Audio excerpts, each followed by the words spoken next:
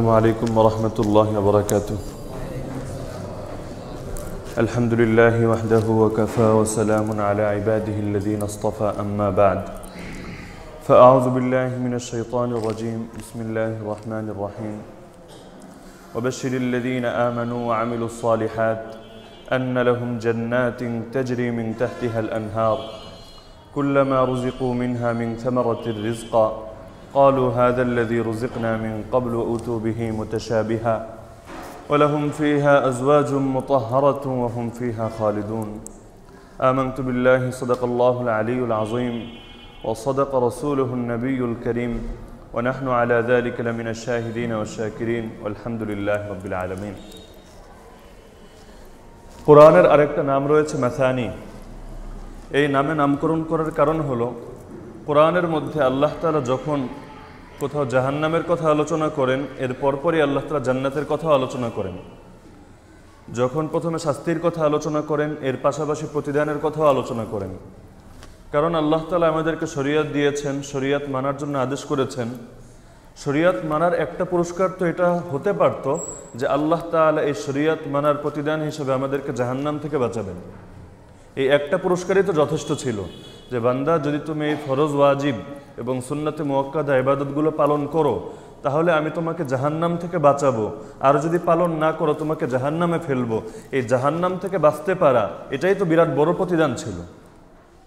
ফামান যুহজিহা আনিন নারি ওয়া উদখিলাল জান্নাতা ফাকাদ ফাযা, যেই ব্যক্তিকে জাহান্নাম থেকে দূরে রাখা হলো আর জান্নাতে প্রবেশ করানো হলো সেই ব্যক্তি তো মহা সফলতা লাভ করলো। তো দুনিয়ার মধ্যেও দেখা যায় দেশের মধ্যে অনেক আইন করা থাকে, এই আইনগুলো মানতে হবে। যদি না মানো কি হবে? না মানলে তোমাকে শাস্তি দেওয়া হবে, তোমার নামে মামলা করা হবে, তোমার নামে ওয়ারেন্ট জারি হবে। আর যদি মানলে কিছু হবে না, তুমি দেশের একজন আদর্শ নাগরিক, ব্যাস এতটুকুই। কিন্তু এজন্য কোনো পুরস্কার দেওয়া হবে না অথবা এজন্য বিশেষ কোনো সম্মানের ব্যবস্থা নেই। অধিকাংশ ক্ষেত্রে কিন্তু এমনই। আপনি ট্রাফিক আইন, সবগুলো আইন খুব সুন্দরভাবে ফলো করেন, সবগুলো বিষয়কে যথাযথভাবে মানেন, তো প্রতি বছরান থেকে আপনাকে বিশেষ কোনো সম্মানই দেওয়া হবে? রাষ্ট্রীয় কোনো অভ্যর্থনা জানানো হবে? কিছুই হবে না। তাহলে মানার কি দরকার? মানার দরকার হলো মানার মাধ্যমে আপনি শাস্তি থেকে বেঁচে যাবেন। এই যে শাস্তি থেকে বাঁচছেন, আপনার নামে মামলা করা হচ্ছে না, আপনাকে এই মামলা খালাস করার জন্য আবার কিছু টাকা গুনতে হচ্ছে না, এটাই আপনার জন্য একটা প্রতিদান। তো আল্লাহ তাআলা শরীয়তের ক্ষেত্রে এতটুকু করতে পারতেন। যদি এতটুকু করতেন তাহলে কোনোদিনও আল্লাহকে জালেম বলার সুযোগ ছিল না। কারণ শরীয়ত মানবা না জাহান্নামে ফেলবো, শরীয়ত মানবা জাহান্নাম থেকে তোমাকে বাঁচিয়ে দিব, ব্যাস মুক্তি। কিন্তু আল্লাহ তাআলা হলেন আর রহমান আর রাহিম, তিনি এতটুকুর মধ্যে সীমাবদ্ধ থাকেননি। বরং কেউ যদি আল্লাহ তাআলা শরীয়তকে মান্য করে আল্লাহ তাআলা জাহান্নাম থেকে তো বাঁচাবেনই, তাকে মহা সফলতার স্থান জান্নাত দান করবেন। তো আমাদের যে তাফসীরের ধারাবাহিক আলোচনা চলছিল, গত সপ্তাহের আলোচনায় আপনারা লক্ষ্য করেছেন আখিরাত সম্পর্কে যে আলোচনা হয়েছে, প্রথমে আল্লাহ তাআলা জাহান্নামের কথা আলোচনা করেছেন। এরপর যেহেতু কোরআনের বৈশিষ্ট্যই হলো কোরআন হলো মাসানি, শাস্তির কথা বলেছে, এখন আবার সুসংবাদের কথা বলবে। শাস্তির কথা শুনলে মানুষের ভেতরে ভয় জাগবে, আবার আল্লাহ তাআলা সুসংবাদ শোনাবেন যেন ভেতরে আবার আশা জাগে। আহলুস সুন্নাত ওয়াল জামায়াতের আকীদাই হলো আল ঈমানু বাইনাল খাউফি ওয়ার রাজা, ঈমান হলো ভয় এবং আশার মাঝামাঝি। যাদের ভেতর খুব ভয় প্রবল হয়ে যায়, জান্নাতের কোনো আশা নেই, শুধু ভয় আর ভয়, তারা এক পর্যায়ে ইবাদত থেকে দূরে সরে যায়, নিরাশ হয়ে যায়। কুল ইয়া ইবাদিয়াল্লাযীনা আসরাফু আলা আনফুসিহিম, হে নবী আপনি বলে দিন, আল্লাহর পক্ষ থেকে বলে দিন যে হে আমার বান্দারা, আল্লাহর বান্দারা যারা নিজেদের উপর জুলুম করেছো, লা তাকনাতু মির রাহমাতিল্লাহ, আল্লাহর রহমত থেকে নিরাশ হও না। নিরাশ কখন হয়? যখন ভেতরে ভয় প্রবল হয়ে যায়। আবার অন্যদিকে আশা যদি প্রবল হয়ে যায়, যেমনিভাবে আমাদের সমাজের অধিকাংশ মানুষ বা সব মানুষের আশা প্রবল। কেমন আশা প্রবল? যে আমার চোখ বন্ধ হতে দেরি, জান্নাতে যেতে হয়তো আর কোনো দেরি নেই। আমি চোখ বন্ধ হলে আল্লাহ আমাকে জান্নাত দেওয়ার জন্য সব রেডি করে রেখেছেন। এত বেশি আশা, যে আশার কারণে এখন সে নামাজেরও ধার ধারে না, জাকাত দেওয়ারও প্রয়োজন মনে করে না, রোজা রাখারও প্রয়োজন মনে করে না, সামাজিক, পারিবারিক, অর্থনৈতিক, বিচার ব্যবস্থা সব ক্ষেত্রে ইসলামকে বাস্তবায়ন করার কোনো প্রয়োজনীয়তা অনুধাবন করে না। তো আশা প্রবল হওয়া এটাও সমস্যা, শুধুমাত্র ভয় প্রবল হওয়া সেটাও সমস্যা। যখন আশা এবং ভয় উভয়টা থাকে তখন তার মধ্যবর্তী স্তর, সেটাকে ঈমান বলা হয়। যেমনিভাবে কোনো সাহাবী থেকে বর্ণিত আছে, তিনি বলেছেন যে আল্লাহ তাআলা যদি একজন ব্যক্তিকে জাহান্নামে ফেলেন, আমার ভয় হয় সেই ব্যক্তিটা হব আমি। আর আল্লাহ যদি মাত্র একজন লোককে জান্নাতে প্রবেশ করান, আমার আশা হয় সেই লোকটা হব আমি। তো জাহান্নামেরও ভয় থাকবে, জান্নাতেরও আশা থাকবে। আর আল্লাহ তাআলার ক্ষেত্রে উসুল হলো, হাদিসে এসেছে, সহিহ হাদিসে কুদসির মধ্যে, সাবাকাত রাহমাতি গাযাবি, আমার গজবের উপর, আমার রাগের উপর আমার দয়া প্রবল, অগ্রগামী। যার কারণে জাহান্নাম মোট কয়টা? জাহান্নাম কয়টা? 7টা। আর জান্নাত কয়টা? 8টা। তার মানে আল্লাহর রহমত বেশি আল্লাহর গজবের থেকে। তো আশার অংশ একটু বেশি থাকতে পারে, কিন্তু এর অর্থ এটা না যে ভয় থেকে পরিপূর্ণ মুক্ত হওয়ার সুযোগ আছে। একজন বান্দার মধ্যে যখন ভয় থাকবে যে আমি যদি গুনাহ করি ধ্বংস হয়ে যাব, যদি বেদাতে লিপ্ত হই ধ্বংস হয়ে যাব, যদি কুফর এবং শিরকে লিপ্ত হই এই অবস্থায় আমার মৃত্যু হয়, আমি জাহান্নামী হয়ে যাব, এই ভয় যখন থাকবে, অন্যদিকে আবার শরীয়ত মানলে তার কি ফজিলত থাকবে সে আশাও থাকবে, ফাজাইলও জানা থাকবে। অন্য ভাষায় বলা হয় তারগিব এবং তারহিব। তারগিব বলা হয় জান্নাতের আশা, তারহিব হলো জাহান্নামের ভয়। তারগিব এবং তারহিব যখন আমার মধ্যে থাকবে, তখন যে কোনো প্রকার ইবাদতের মধ্যে আমার ব্যালেন্স থাকবে। তো এই জন্য জাহান্নামের কথা আলোচনা হলো, এরপর আল্লাহ তাআলা জান্নাতের কথা উল্লেখ করছেন। ওয়াবাশশির, হে নবী আপনি সুসংবাদ দিন। কাকে সুসংবাদ দিবেন? আল্লাযীনা আমানু ওয়া আমিলুস সালিহাত, সেই সমস্ত বান্দাদেরকে সুসংবাদ দিন যারা ঈমান এনেছে এবং নেক আমল করেছে। দুটো কাজের মধ্যে সম্মিলন ঘটিয়েছে, একটা হলো ঈমান আর একটা হলো নেক আমল। তাদেরকে সুসংবাদ দিন, আন্না লাহুম জান্নাতিন তাজরি মিন তাহতিহাল আনহার, তাদের জন্য রয়েছে এমন সব উদ্যান সমূহ, জান্নাত শব্দের শাব্দিক অর্থ হলো উদ্যান, বাগান। তাদের জন্য রয়েছে এমন সব উদ্যান সমূহ, একটা উদ্যান বলেননি, এমন সব উদ্যান সমূহ, তাজরি মিন তাহতিহাল আনহার, যার নিচ দিয়ে, যার তলদেশ দিয়ে নহর নালা প্রবাহিত হয়। তো সুসংবাদ দিতে বলা হচ্ছে কাদেরকে? যাদের মধ্যে দুটো গুণ আছে। একটা গুণ থাকলে সুসংবাদ হবে না। যখন দুটো কাজের সঙ্গে একটা ফলাফল বলা হয়, কাজ হলো দুটো, ফলাফল হলো একটা, তখন দুটো কাজ করার পরেই আমি সেই ফলাফল পাওয়ার উপযোগী হই, ঠিক না? তো এখানে আল্লাহ তাআলা কাজ দুটো গুণের কথা উল্লেখ করেছেন। একটা গুণের নাম হলো ঈমান, একটা গুণের নাম হলো নেক আমল। উভয় গুণ যার মধ্যে থাকবে তাকে সুসংবাদ দিতে বলা হয়েছে জান্নাতের সুসংবাদ। তাহলে কারো যদি ঈমান থাকে কিন্তু নেক আমল থাকে না, অথবা কারো নেক আমল আছে কিন্তু ঈমান নেই, তার জন্য এই যে বিশেষ একটা সুসংবাদ, সেই সুসংবাদের উপযুক্ত সে হবে না। কারণ আরবি ভাষার নীতি হলো আল ওয়াউ লি মুতলাকিল জামাই, এই যে এবং, যারা ঈমান এনেছে এবং নেক আমল করেছে, এবং শব্দটা দুটো কাজের মধ্যে জমা করে ফেলে। দুটো কাজ, যে ঈমানও থাকতে হবে, নেক আমলও থাকতে হবে, উভয়টা যদি থাকে পুরস্কার আসবে। পুরস্কার হলো জান্নাতের পুরস্কার। ঈমান থাকার কি অর্থ? ঈমানের অর্থ যদি আপনি বলেন বিশ্বাস, পৃথিবীর মধ্যে যারা অমুসলিম তাদেরকে বিশ্বাস নেই, আর নাস্তিক যারা তাদেরও তো বিশ্বাস আছে। বিশ্বাস মুক্ত তো কেউ না।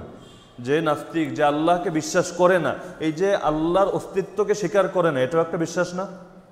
বিশ্বাস তো সবগুলোই, বিশ্বাস তো পজিটিভও হয় নেগেটিভও হয়, দুরকমই তো হতে পারে, বিশ্বাস তো সবই। তো ঈমান মানে যদি বলেন বিশ্বাস, তাহলে তো সবার জন্যই সুসংবাদ হয়ে গেল। হিন্দুর জন্য সুসংবাদ, বৌদ্ধর জন্য সুসংবাদ, খ্রিস্টানের জন্য সুসংবাদ, মুরতাদের জন্য সুসংবাদ, খাতেমে রাসূলের জন্য সুসংবাদ, নাস্তিকের জন্য সুসংবাদ, কেউ তো আর বাদ থাকবে না। তাহলে ঈমান দ্বারা কি উদ্দেশ্য হবে? ঈমান দ্বারা উদ্দেশ্য হবে সহিহ আকীদা। ঈমান দ্বারা কি উদ্দেশ্য হবে? সহিহ আকীদা। সহিহ আকীদা, আকীদা সহিহ হওয়ার কি অর্থ? আকীদা সহিহ হওয়ার অর্থ হলো 4 জিনিস থেকে আকীদা মুক্ত থাকবে। কয় জিনিস? 4 জিনিস। 1 নম্বরে কুফর থেকে আকীদা মুক্ত থাকবে। আমার বিশ্বাস, আমার বিশ্বাসের মধ্যে কুফর, কুফর মানে হলো অস্বীকার। আল্লাহ তাআলা যে বিষয়গুলো স্বীকার করতে বলেছেন তার কোনোটাকে আমি অস্বীকার করব না, কোনোটাকেই না, একটাকেও না, এমনকি একটার কোনো একটা অংশকেও না। কোনো অস্বীকার আমার মধ্যে থাকতে পারবে না। কুফর থেকে মুক্ত থাকতে হবে। 2 নম্বর হলো শিরিক। শিরিক মানে অস্বীকার না, শিরিক মানে হলো অংশীদারত্ব স্থাপন করা। আল্লাহকে তো অস্বীকার করি না, কিন্তু অংশীদারিত্ব স্থাপন করলাম। কিভাবে? উদাহরণস্বরূপ নামাজের মধ্যে অংশীদারত্ব সাব্যস্ত করতে পারে, যে সেজদা আল্লাহকেও দেয়, গায়রুল্লাহকে দাও। মসজিদে আসলে আল্লাহকে সেজদা দেয়, মাজারে গেলে পীরকে সেজদা দেয়, অথবা মসজিদে আসলে আল্লাহকে সেজদা দেয়, মন্দিরে গেলে মূর্তিকে সেজদা দেয়। অথবা ইবাদতের ক্ষেত্রে না, বিচার ব্যবস্থার ক্ষেত্রে আল্লাহ বলেছেন শুধুমাত্র আমার বিচার মানো, আমার ফয়সালা মানো, আমার বিধান মানো। কিন্তু বান্দা কিছু ক্ষেত্রে আল্লাহর বিধানকে মানে, যেই ক্ষেত্রে মানলে সমস্যা নেই, আর কিছু ক্ষেত্রে আল্লাহকে বাদ দিয়ে গায়রুল্লাহর বিধান মানে, তাগুতের বিধান মানে। তো যে কোনো ক্ষেত্রে আল্লাহর সঙ্গে কাউকে শরিক করা, যেই ক্ষেত্রে আল্লাহ বিধান দিয়ে দিয়েছেন সেই ক্ষেত্রে যদি আপনি আল্লাহর পাশাপাশি অন্য কারো বিধানও মানেন, তাহলে এটাই হলো শিরিক। তাহলে বললাম 4 জিনিস থেকে মুক্ত থাকতে হবে। 1 নম্বরে কুফর থেকে মুক্ত থাকতে হবে, 2 নম্বরে শিরিক থেকে মুক্ত থাকতে হবে, 3 নম্বরে নেফাক থেকে মুক্ত থাকতে হবে। নেফাক মানে কি? যে ভেতরে আছে একটা, বাইরে আছে আর একটা, কপটতা। ভেতরে আল্লাহর অস্তিত্বের উপর বিশ্বাস থাকলেও দ্বীনের সবগুলো বিষয়ের উপর হয়তো আমার সঠিকভাবে বিশ্বাস নেই। যেমনিভাবে রাসূলের যুগের মুনাফিক যারা ছিল, একজন মুনাফিক এমন নাই যে আল্লাহকে বিশ্বাস করতো না যে আল্লাহ আমাদের খালিক না, আল্লাহ মালিক না। কারণ সেই যুগের মুনাফিকরা অধিকাংশ এসেছিল ইহুদি ধর্ম থেকে। আর আমরা সবাই জানি ইহুদি এবং খ্রিস্টানরাও আল্লাহ অস্তিত্বে বিশ্বাস করে।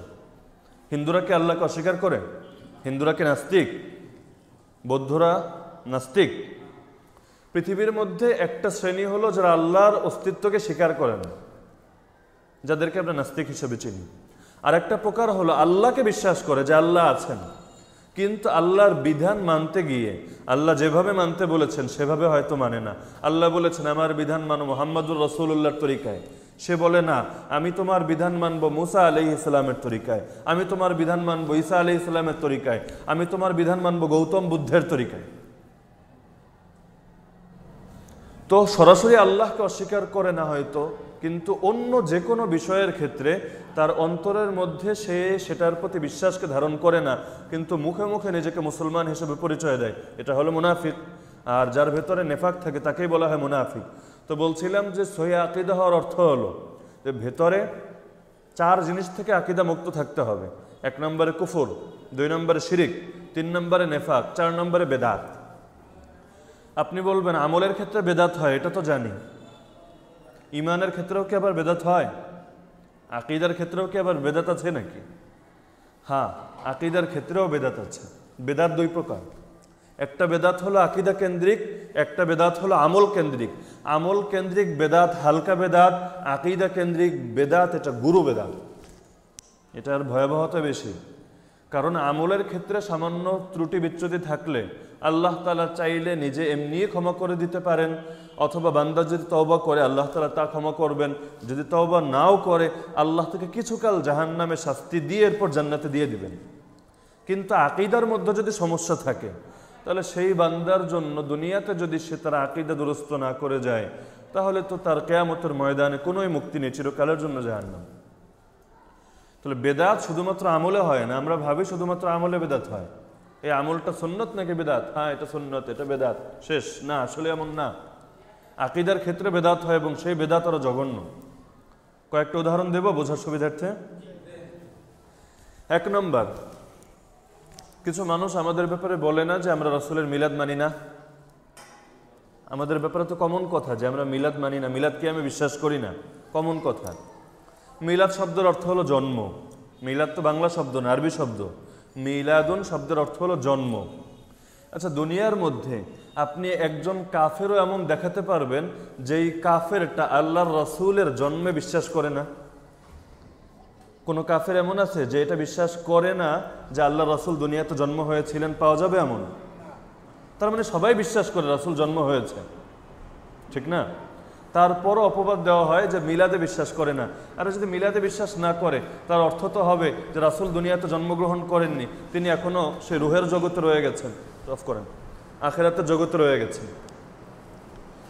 তার মানে মিলাদ শব্দের শাব্দিক অর্থ যেটা, এটা তারা উদ্দেশ্য নেয় না, ভিন্ন কোনো অর্থ উদ্দেশ্য নেই। ফ্যান কমিয়ে দেন। মিলাদ শব্দের শাব্দিক অর্থ তো জন্ম, কথা কি বোঝা যাচ্ছে? মিলাদ শব্দের শাব্দিক অর্থ তো জন্ম। তো মানুষ তো বলে যে আমরা মিলাদকে আমি বিশ্বাস করি না, মানে রাসূলের জন্মে বিশ্বাস করি না। আরে জন্মে বিশ্বাস করি না তাহলে আবার কি জিনিসে বিশ্বাস করি? রাসূলের উপর ঈমান আবার কিভাবে আনি যদি জন্মেই বিশ্বাস না করি? তার মানে এই অর্থে না। তাহলে কোন অর্থে? আপনাদের মসজিদে আগে এক সময় মনে হয় মাঝে মাঝে মিলাদ হতো, এখনো 2-1 সপ্তাহ দেখা যায় জিলাপি নিয়ে হাজির হয়ে যায়, হুজুর মিলাদ পড়িয়ে দেন। আমার বুঝেই আসে না এই শব্দটা কিভাবে আসলো। মিলাদ মানে জন্ম, হুজুর জন্ম পড়িয়ে দেন, জন্ম আবার পড়াবে কিভাবে? জন্ম তো পড়া আর শোনার কোনো বিষয় না, বলে না মিলাদ। আজকে মিলাদ পড়ে এসেছি, আজকে হালুয়া খেয়েছি, আজকে এক প্যাকেট বিরিয়ানি পেয়েছি, অনেক তবারক পেয়েছি, এটা গর্বের বিষয়। অথবা মিলাদ মানে জন্ম, তো জন্মের সঙ্গে এই জিলাপি বিতরণের অথবা ইয়ানবী সালাম আলাইকের কি সম্পর্ক? তার মানে অর্থ এটা না। কি অর্থ? অর্থ যে কি, মূলত এটা এসেছে ঈদে মিলাদুন নবী থেকে। আমাদের সমাজের যে জুম্মার পরের মিলাদ, অন্যান্য দোকানপাট চালু করার শুরুতে যে মিলাদ, এই ছোট ছোট মিলাদগুলো এসেছে বড় মিলাদ থেকে। বড় মিলাদ মানে হলো ঈদে মিলাদুন নবী, রসুলের জন্ম। কারণ আমরা দেখি আমাদের সমাজের মধ্যে বেদাতি যারা রয়েছে, তারা রসুলের জন্মে বিশ্বাস করে, রসুলের মৃত্যুতে বিশ্বাস করে না। আর আমরা রসুলের জন্মেও বিশ্বাস করি, রসুলের মৃত্যুতেও বিশ্বাস করি। হ্যাঁ, এর পাশাপাশি আমাদের আকীদা হলো আল আম্বিয়া ওয়া আহইয়াউ ফি কুবুরিহিম। 2-1 সপ্তাহ পূর্বে এই বিষয়ে লম্বা আলোচনা করেছিলাম যে নবীরা তাদের কবরের মধ্যে জীবিত। নবীরা দুনিয়া থেকে ইন্তেকাল করেছেন, কিন্তু তারা কবরের মধ্যে গিয়ে হারিয়ে যাননি, বরং প্রতিটা নবী কবরের মধ্যে জীবিত, এটা আমাদের বিশ্বাস আছে। কিন্তু তারা দুনিয়ার উপরে নেই, মাটির উপরে নেই। মাটি থেকে ইন্তেকাল, ইন্তেকাল শব্দের অর্থই হলো স্থানান্তরিত হওয়া, স্থানান্তরিত হওয়া, এক জায়গা থেকে আরেক জায়গায় শিফট হওয়া। তাহলে আমরা যদি বলি যে নবী ইন্তেকাল করেছেন, এর কি অর্থ? নবী শিফট হয়েছেন।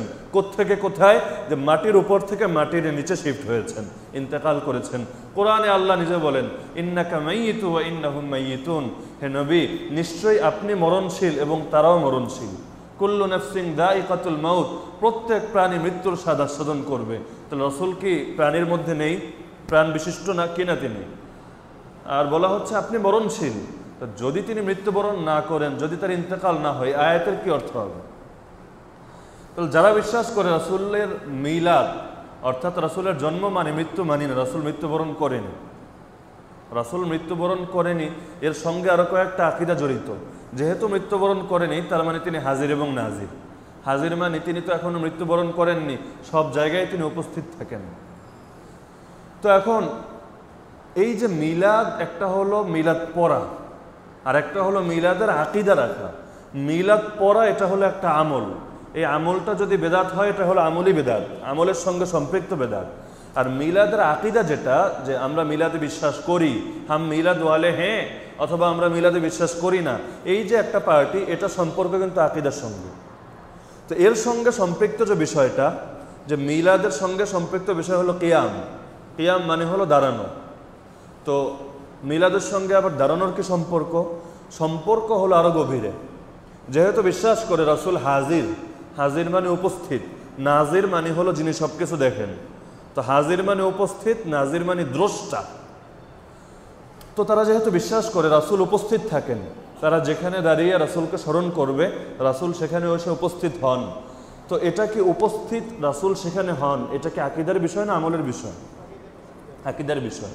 তাদের আকীদা হলো তারা যেখানে বসে রাসূলকে স্মরণ করবে, রাসূল সেখানে এসে উপস্থিত হবে। যেহেতু রাসূল এসে উপস্থিত হবে, সুতরাং রাসূলকে দুনিয়ার বাদশাদের মতো তারা সম্মান দেয়, যে দুনিয়ার বাদশাদেরকে সম্মান দিতে হয় দাঁড়িয়ে।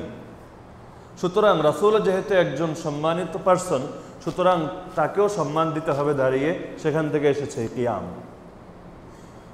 এখন যেই ব্যক্তি রাসূলকে হাজির এবং নাজির মানে, আকীদার আলোচনায় যাচ্ছি না, প্রথম কথা হলো আমরা বিশ্বাস করি যে আল্লাহ ছাড়া আর কেউ হাজির এবং নাজির হতে পারে না।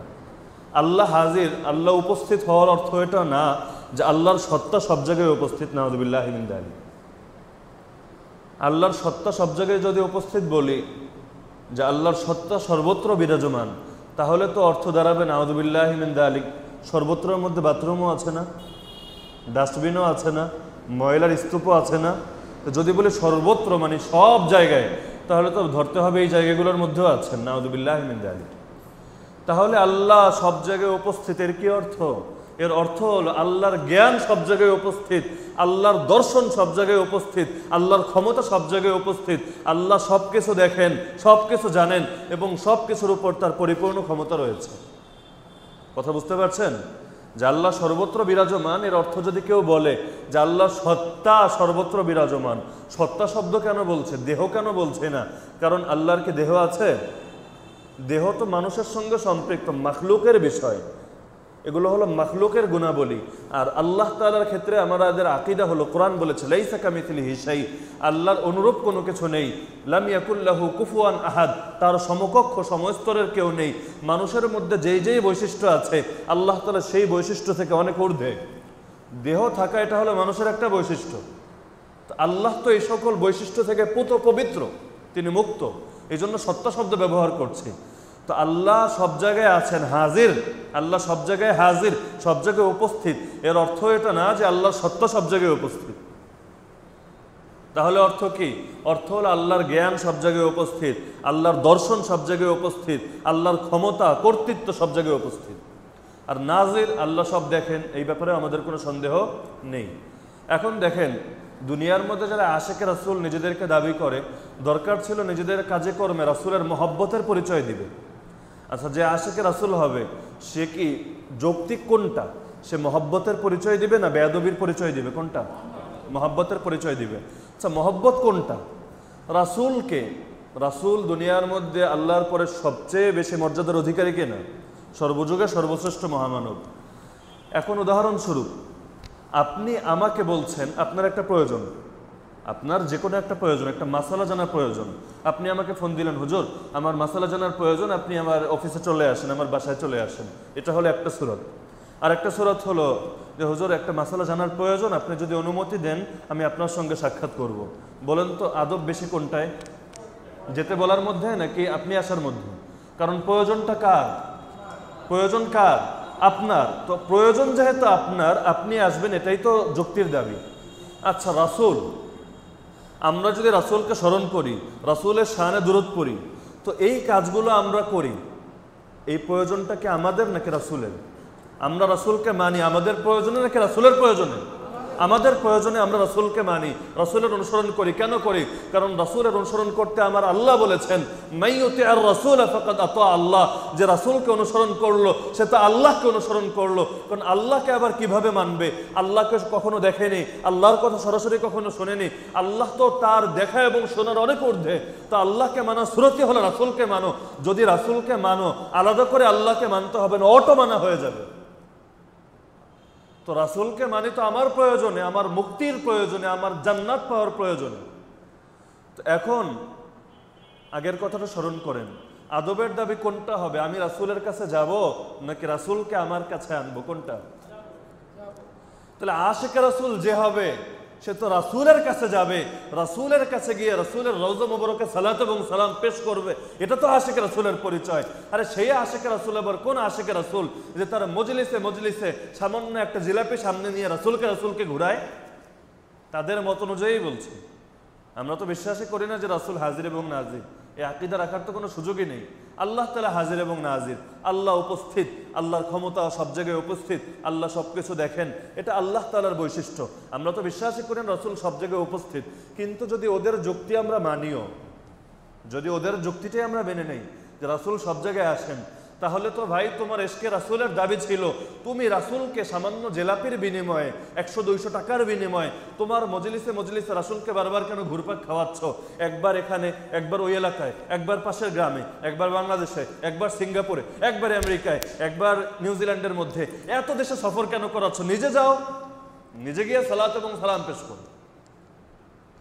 তারপর যদি বলা হয় আচ্ছা রাসূল যে হাজির মানে উপস্থিত, তো রাসূল যদি উপস্থিত হয় তো কথা হলো রাসূলের দেহ উপস্থিত নাকি আত্মা উপস্থিত? দেহ আর আত্মা কিন্তু এক জিনিস না। দেহ তো এই যে 3.5 হাত বডি, এটা হলো দেহ।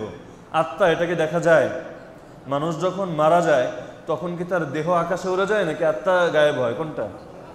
দেহ তো যেমন ছিল তেমনই থাকে। আমি মারা গেলে আমার চোখও খুলে পড়ে না, হাতও খুলে যায় না, কিছুই তো হয় না। তো রাসূলকে যদি হাজির বলি, ওদের মত ধরে নিলাম, ধরে নিয়েই বলছি একটু স্পষ্ট করার স্বার্থে, ধরে নিলাম রাসূল উপস্থিত, রাসূলের আত্মা উপস্থিত নাকি দেহ উপস্থিত?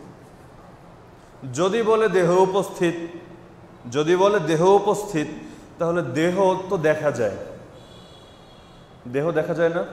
দেখাও যায়, ধরাও যায়, ছোঁয়াও যায়।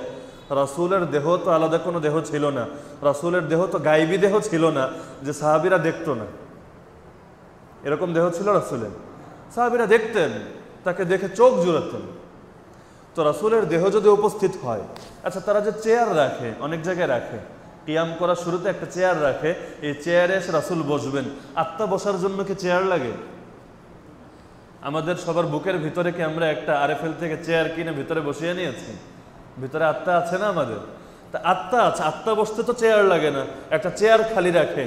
আর আত্মার সম্মানার্থে তো মানুষ দাঁড়ায়ও না, আত্মার সম্মানার্থে মানুষ দাঁড়ায়ও না। দেহ, তো রাসূলের দেহ যদি উপস্থিত ধরা হয় তাহলে বলা হবে ভাই দেহ আপনি দেখেছেন? রাসূলকে নিজের চোখে যদি কোনোদিন দেখে থাকেন আপনি তো একজন সাহাবী হয়ে যাবেন। রাসূলকে কোনোদিন দেখেছেন?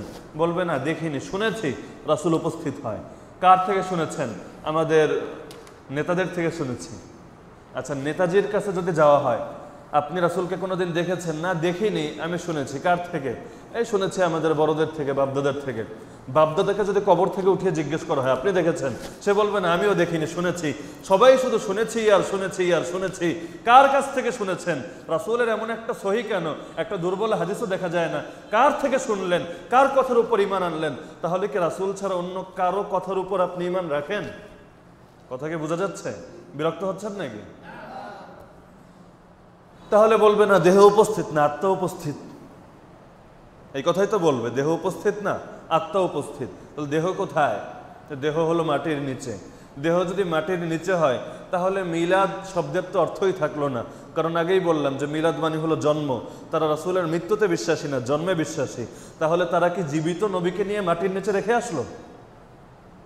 কথা বুঝতে পারছেন? নবীর জানাজা কেন হলো? নবীকে মাটির নিচে চাপা কেন দিল? তার মানে জীবিত নবীকে মাটির নিচে তারা দাফন করেছে। আর যদি জীবিত নবীকে মাটির নিচে দাফন করে ওদের সবার বিরুদ্ধে আমরা যুদ্ধে নামবো, সাহস কত বড়! আমাদের নবীকে জীবিত অবস্থায় মাটির নিচে শুয়ে দিয়েছে, এটা তো নবীকে হত্যা করার নামান্ত। বিষয়টা এমন না? তাহলে যেই কথাই বলুক, বেদাত যে বেদাত এটা বোঝার জন্য একজন মানুষের সুস্থ বিবেক যথেষ্ট, আর কিছু দরকার নেই। সুস্থ বিবেক যথেষ্ট। কোরআনের মধ্যে আল্লাহ যে আসলেই আল্লাহ, আল্লাহ যে প্রকৃত অর্থে রব্বুল আলামিন, এজন্য তার কোনো প্রমাণ দেখানোর প্রয়োজন ছিল না। আল্লাহর কেন প্রমাণ দেখাতে হবে যে আমি আল্লাহ? তুমি মানো, তুমি যদি আমাকে মানো তোমার সঙ্গে ভালো ব্যবহার করব, ভালো আচরণ করব। যদি আমাকে না মানো, যদি আমাকে না মানো তোমাকে শাস্তি দেব। বাংলাদেশের কোনো প্রধানমন্ত্রীকে যদি কেউ বিদ্রোহ করে যে আমি এখন থেকে আপনাকে প্রধানমন্ত্রী মানি না, সেই প্রধানমন্ত্রীকে নিজে প্রধানমন্ত্রী হওয়ার পক্ষে ডকুমেন্ট পেশ করবে? তোমার তো সন্দেহ আছে যে আমি প্রধানমন্ত্রী, কিন্তু দেখো গত নির্বাচনে ইসি নির্বাচন কমিশনের যে ফলাফল, সেই ফলাফলটা তুমি দেখো যে আসলে আমি পাশ করেছি, আসলে আমি প্রধানমন্ত্রী, তুমি ঈমান রাখো, তুমি বিশ্বাস করো। এরকম কেউ করবে? নাকি বিদ্রোহ করলে সঙ্গে সঙ্গে শাস্তি দিবে? তো আল্লাহ তাআলা দরকার ছিল না কোনো প্রমাণ দেখাবেন। তারপরও আল্লাহ তাআলা কোরআনের মধ্যে বিভিন্ন প্রমাণ তুলে ধরেছেন। আফালা ইয়ানজুরুনা ইলাল ইবিলি কাইফা খুলিকাত, তারা কি উটের দিকে তাকায় না উটকে কিভাবে সৃষ্টি করা হলো? আফালা ইয়ানজুরুনা ইলাল ইবিলি কাইফা খুলিকাত ওয়া ইলাস সামাই কাইফা রুফিআত ওয়া ইলাল জিবালি কাইফা নুসিবাত ওয়া ইলাল আরদি কাইফা সুতিহাত, তারা কি আসমানের দিকে তাকায় না কিভাবে সেই আসমানকে উপরে উঠানো হলো? তারা কি পাহাড়ের দিকে তাকায় না কিভাবে সেই পাহাড়গুলোকে গেঁথে দেওয়া হলো? তারা কি জমিনের দিকে তাকায় না কিভাবে জমিনকে বিছিয়ে দেওয়া হলো? তো এই সমস্ত মাখলুকাতের দিকে তাকিয়ে তারা তো অবশ্যই নিজেদের আকল খাটিয়ে এই সিদ্ধান্ত উপনীত হতে পারে যে এই কোনো জিনিস তো এমনি এমনি হওয়ার মতো না, এর পিছনে অবশ্যই কোনো শক্তি আছে, কোনো কর্তৃত্ব আছে, কোনো ক্ষমতা আছে। আর এই সকল কিছুর কর্তৃত্ব যার হাতে, আমি তার উপর ঈমান আনলাম, আর তিনিই তো আল্লাহ রাব্বুল আলামিন। আল্লাহ তাআলা ইহসান বশত এগুলো করেছেন, মানুষের বিবেককে আকর্ষণ করেছেন। সুতরাং পৃথিবীর মধ্যে যারা বেদাতের মধ্যে লিপ্ত আছে, সহজ ভাষায় তাদের ভিতরে কোরআন হাদিসের বস্তু নেই, তাদের ভিতরে সুস্থ বিবেকও নেই। কারণ আল্লাহকে চেনার জন্য, ইসলামের বিধানগুলোকে বোঝার জন্য মানুষের সুস্থ বিবেক যথেষ্ট। ইসলামের এমন একটা বিধানও আপনি দেখাতে পারবেন না যেই বিধানটা সুস্থ বিবেকের দাবির সঙ্গে সাংঘর্ষিক। যে মানুষের বিবেকের দাবি হলো এটা, ইসলাম বলেছে ওটা। বিবেকের দাবি একটা, ইসলাম বলেছে আর একটা, এরকম একটা বিধানও কেউ দেখাতে পারবে না। যত কঠিন বিধান হোক, জিহাদের বিধান হোক, শাতিমে রাসূলের হত্যার বিধান হোক, যত কঠিন বিধানই হোক না কেন, প্রতিটা বিধানের পিছনেই মানুষের সুস্থ বিবেকের যুক্তি কার্যকর আছে। হ্যাঁ, যার বিবেক নষ্ট হয়ে গেছে, যার বিবেক ভোতা হয়ে গেছে, সে এই সমস্ত বিষয়ের প্রতি বিশ্বাস স্থাপন করতে পারবে না। প্রশ্নের পর প্রশ্ন। যেভাবে মেশিন গান থেকে লাগাতার বুলেট বের হতে থাকে, এভাবে তারও প্রশ্নের পর প্রশ্ন বের হতে থাকবে। আপনি তার যদি 100 প্রশ্নেরও সমাধান দেন, 101 নম্বর প্রশ্ন নিয়ে এসে হাজির হয়ে যাবে। এজন্য আমরা নাস্তিকদের শাখাগত প্রশ্ন নিয়ে ওদের সঙ্গে বিতর্কে লিপ্ত হই না, ইচ্ছাকৃত হই না। কেন? কারণ সে এরকম শাখাগত প্রশ্ন তার হাজার হাজার না, যদি আপনি 10,000 সমাধান করেন, সে নতুন আরও 10,000 নিয়ে হাজির হবে। এগুলোর সব কিছু সমাধান হলো গোড়ায় তুমি আল্লাহর উপর বিশ্বাস স্থাপন করো। আল্লাহর উপর বিশ্বাস স্থাপন করার জন্য যত দলিল এবং প্রমাণের প্রয়োজন হয়, সব দলিল এবং প্রমাণ তোমার সামনে উপস্থিত করব। আল্লাহর উপর বিশ্বাস স্থাপন করো। যখন তোমার আল্লাহর উপর বিশ্বাস পরিপূর্ণ হয়ে যাবে, ইসলামের আর কোনো বিধান তোমাকে বোঝাতে হবে না। যখন তুমি শুনবে এই বিধানের কথা আল্লাহ বলেছেন, সঙ্গে সঙ্গে তুমি বলবে সামিআনা ওয়া আতানা, শুনলাম এবং মান্য করলাম। এজন্যই সূরাতুল বাকারার 2য় আয়াতে বলা হচ্ছে হুদাল্লিল মুত্তাকিন। এই কোরআন হেদায়েত, যার তার জন্য হেদায়েত না, এই কোরআন তার জন্য হেদায়েত যে আল্লাহকে ভয় করে। যে আল্লাহকে ভয় করে না, আল্লাহর উপর যার ঈমান নেই, সেই ব্যক্তির জন্য এই কোরআন কেন, এর চাইতে শক্তিশালী কোনো কোরআনও যদি রাখা হয়, সেই ব্যক্তি তো দেখেও দেখবে না। কারণ লাহুম কুলুবুল লা ইয়াফকাহুনা বিহা, ভিতরে অন্তর আছে, সেই অন্তর দ্বারা কিছু উপলব্ধি করে না। ওয়ালাহুম আয়ুনুল লা ইউবসিরুনা বিহা, চোখ আছে কিন্তু সেই চোখ দ্বারা দেখে না। ওয়ালাহুম আযানুল লা ইয়াসমাউনা বিহা, তাদের কান আছে কিন্তু সেই কান দ্বারা কোনো কিছু শোনে না। আল্লাহ বলেন উলাইকা কাল আনআম, ওরা হলো জন্তুর মতো, গবাদি পশুর মতো। গরু ছাগলকে যেমনি ভাবে বোঝানো যায় না, শুকর কুকুরকে যেমনি ভাবে বোঝানো যায় না, তাদেরকেও বোঝানো যাবে না। প্রথমে আল্লাহ বললেন তারা হলো চতুষ্পদ জন্তুর মতো, এরপর বলছেন বাল হুম আদল, বরং তারা এর চাইতেও আরো জঘন্য।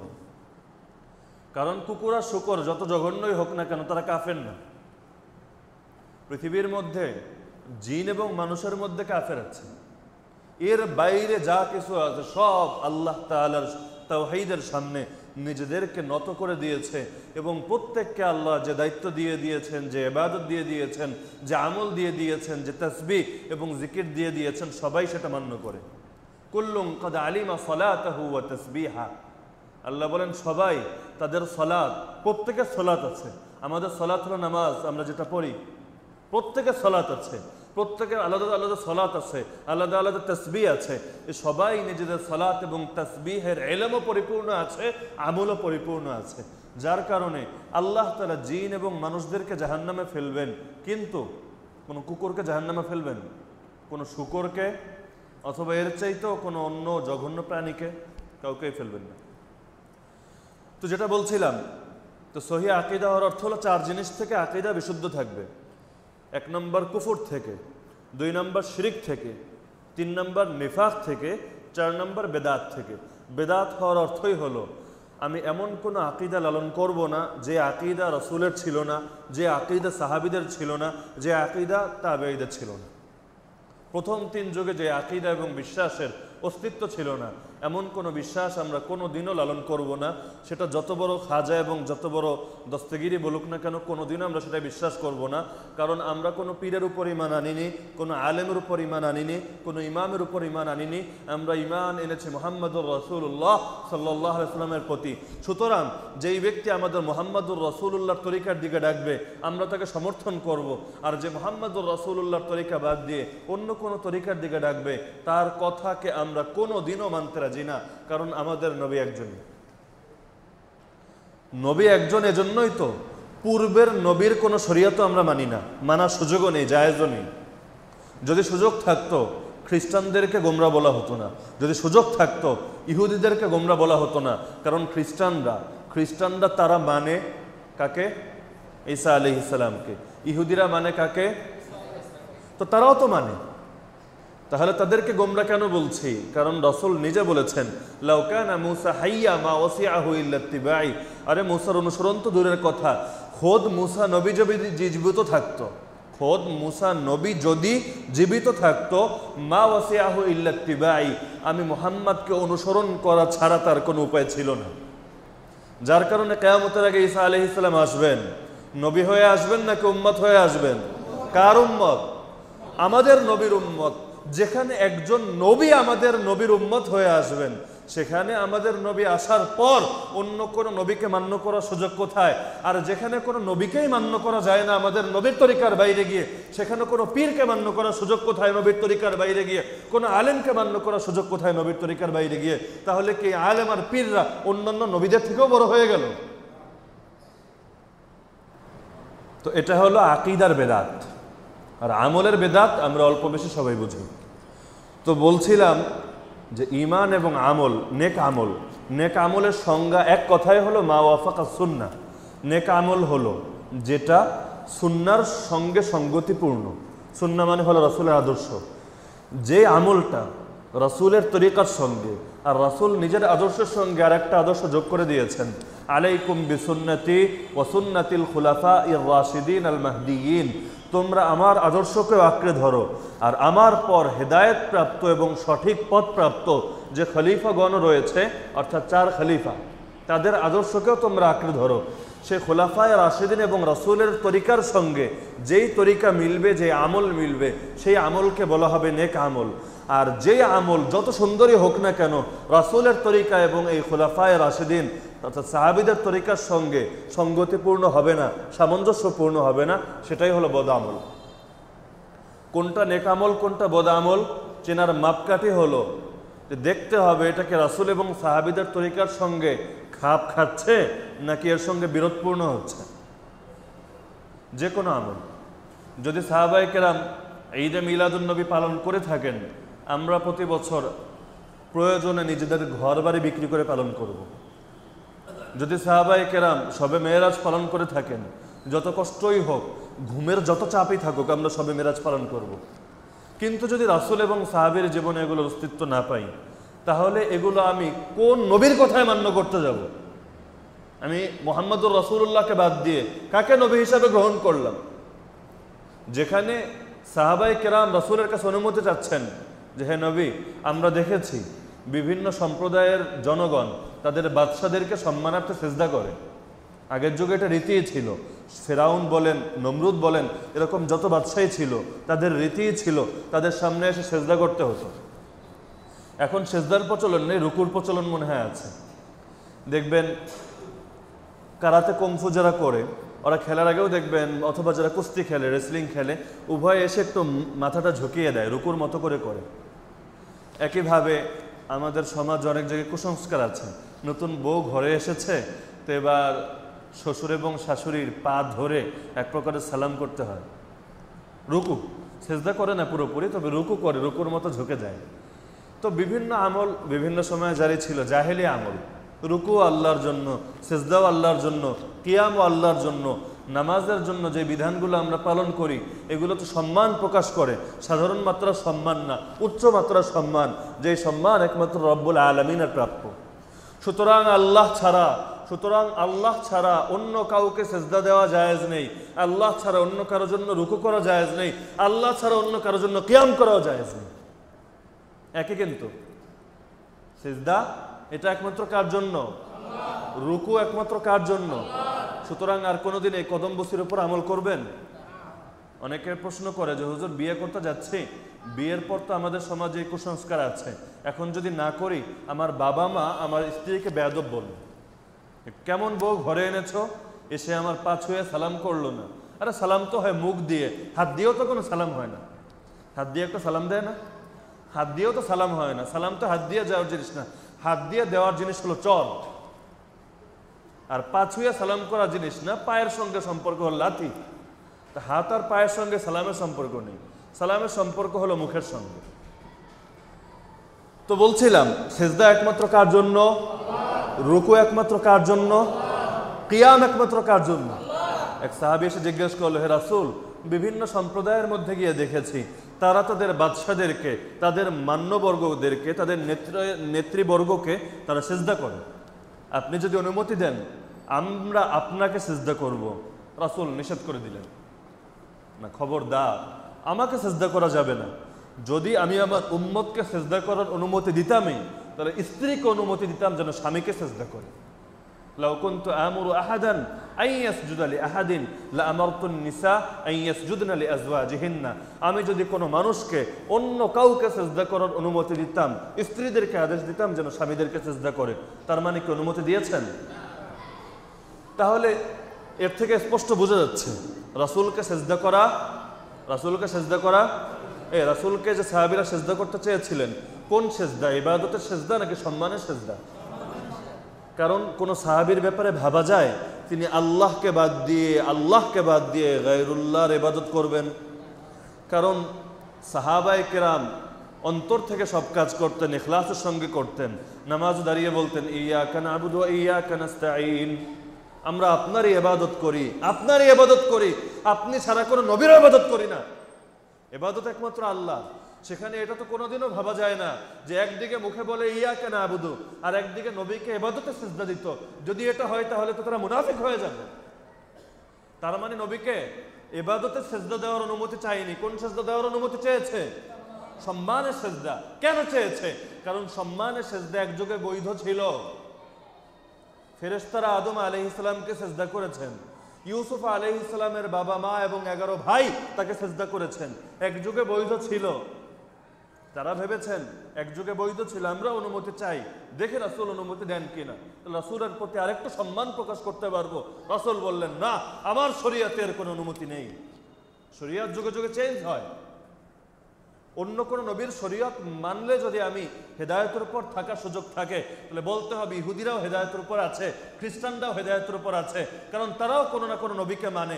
আপনি যদি সিজদা করেন, কোনো মানুষকে সিজদা করেন, আর আপনি যদি দলিল দেন ইউসুফ আলাইহিস সালামকে তার বাবা মা এবং 11 ভাই সিজদা করেছিল, আপনি যদি দলিল দেন ফেরেশতারা আদম আলাইহিস সালামকে সিজদা করেছিল, তাহলে তো বলতে হবে যে ইহুদি এবং খ্রিস্টানরাও হেদায়েতের উপর আছে।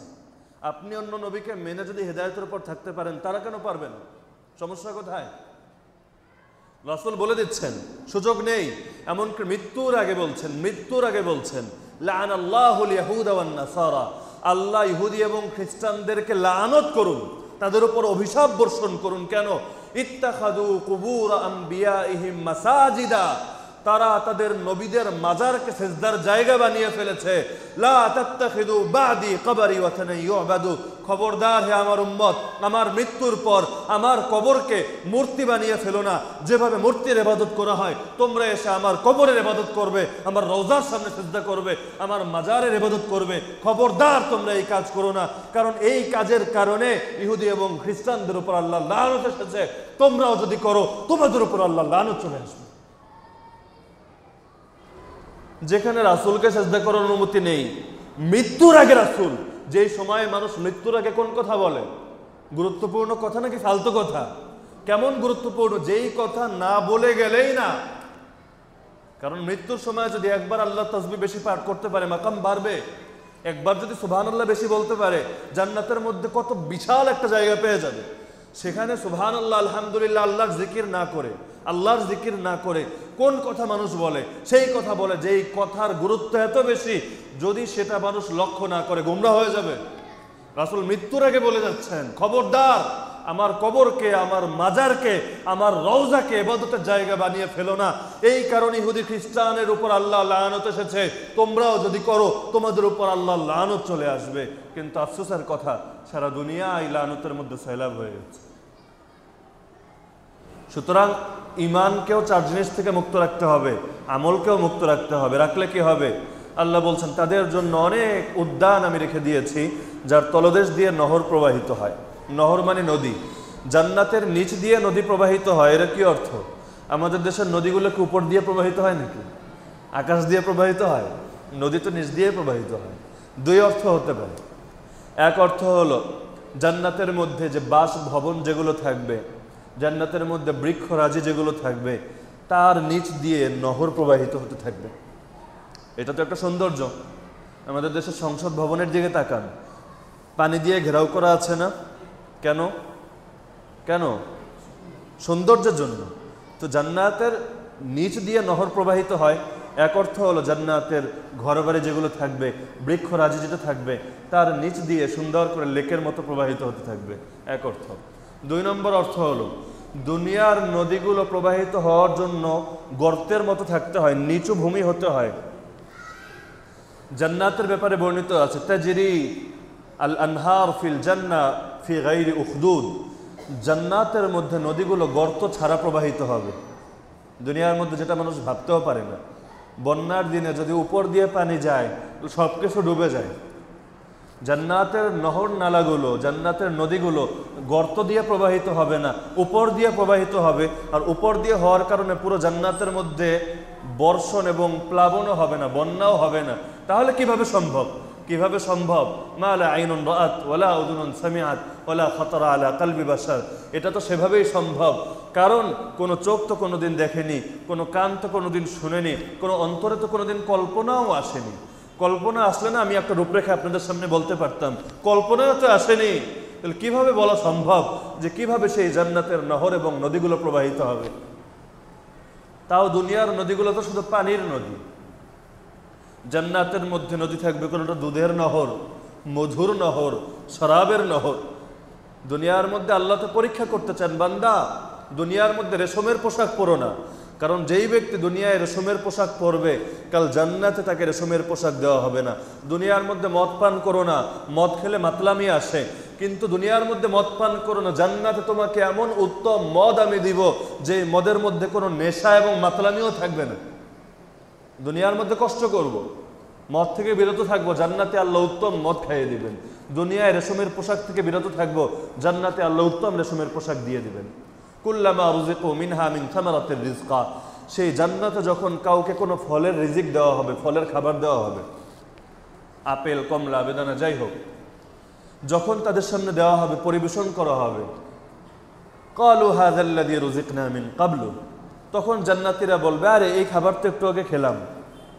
আমি আপনার বাসায় গেলাম মেহমান হয়ে, প্রথমে বিরিয়ানি খাওয়ালেন, বিরিয়ানি খাওয়া শেষ, পেট ভরে গেছে, আবার এক বাটি বিরিয়ানি নিয়ে এসেছেন, কেমন লাগবে? অথবা সকালে টানা হয়তো আপনি 3 দিন দাওয়াত দিচ্ছেন আমাকে, এখন সকালবেলা বিরিয়ানি, দুপুরেও বিরিয়ানি, রাতেও বিরিয়ানি, পরের দিন সকালেও বিরিয়ানি, দুপুরেও বিরিয়ানি, রাতেও বিরিয়ানি।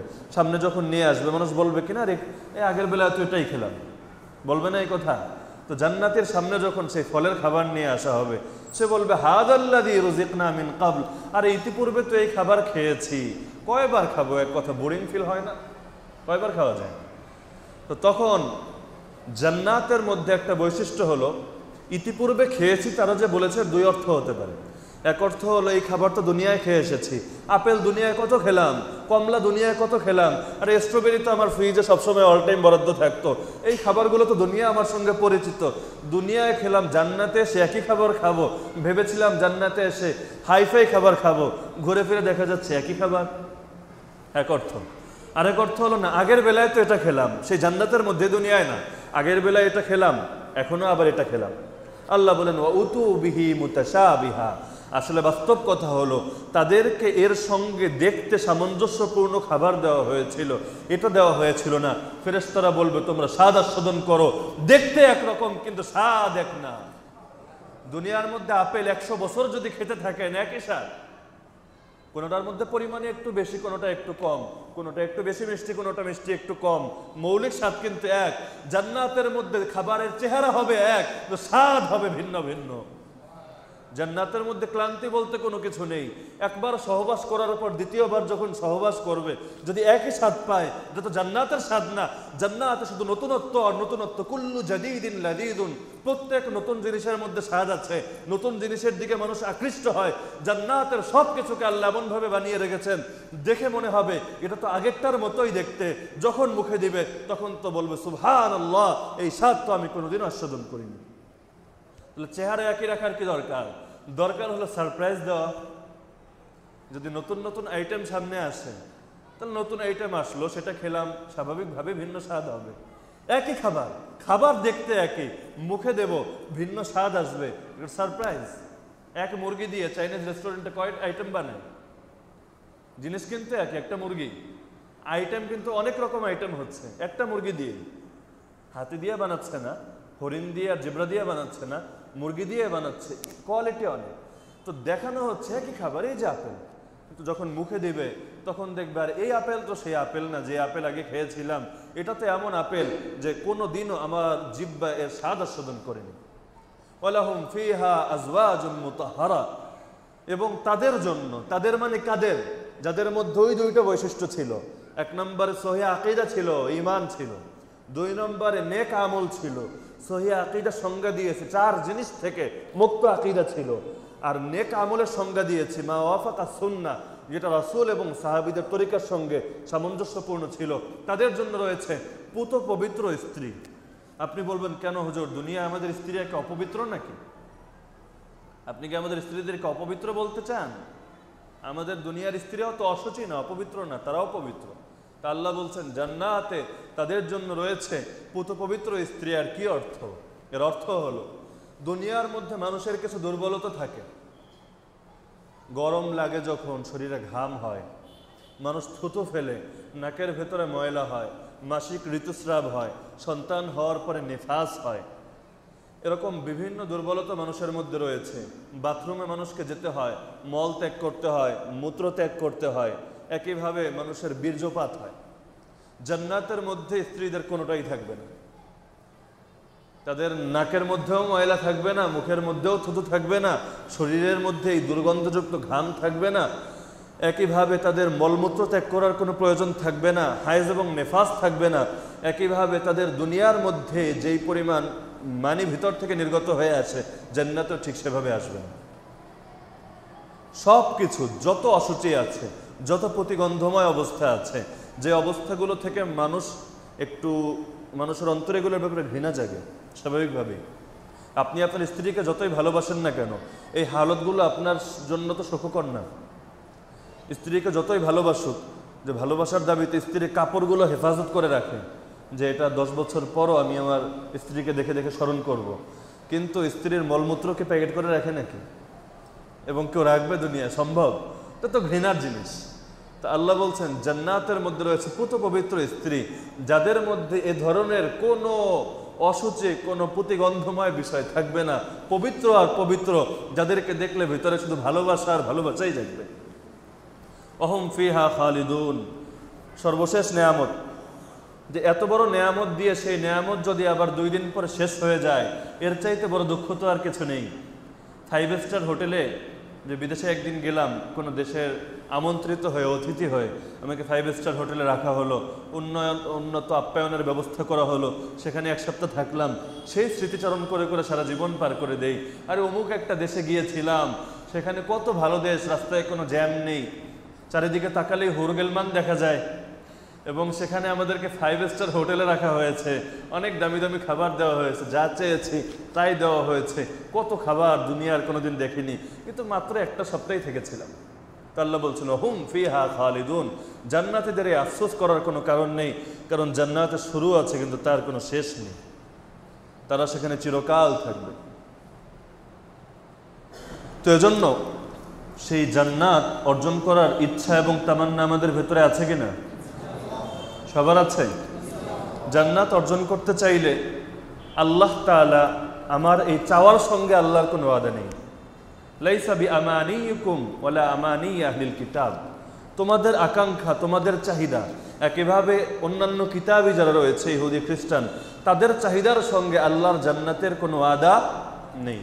তাহলে ওয়াদা কিসের সঙ্গে? আল্লাহর ওয়াদা 2 জিনিসের সঙ্গে, এবং দুটো আলাদা আলাদা ভাবে না।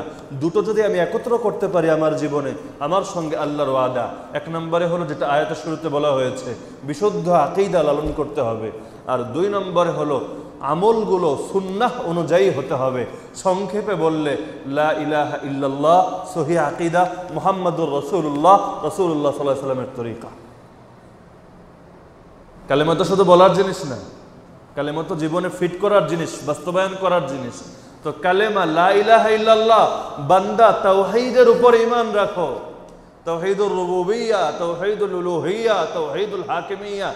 আল্লাহকে সব ক্ষেত্রে এক মানো, ইবাদত করবে আল্লাহর জন্য মানো। তোমার নামাজও আল্লাহর জন্য হবে, তোমার হজও আল্লাহর জন্য হবে, তোমার পরিবারও আল্লাহর বিধান অনুযায়ী চলবে, তোমার সমাজও আল্লাহর বিধান অনুযায়ী চলবে। রাষ্ট্রীয় ক্ষেত্রেও তুমি একমাত্র আল্লাহর বিধানকেই সবার উপরে রাখবে। বিচার আচার প্রয়োজন, একমাত্র আল্লাহর বিধানকেই তুমি বিচারের মাপকাঠি হিসেবে গ্রহণ করবে।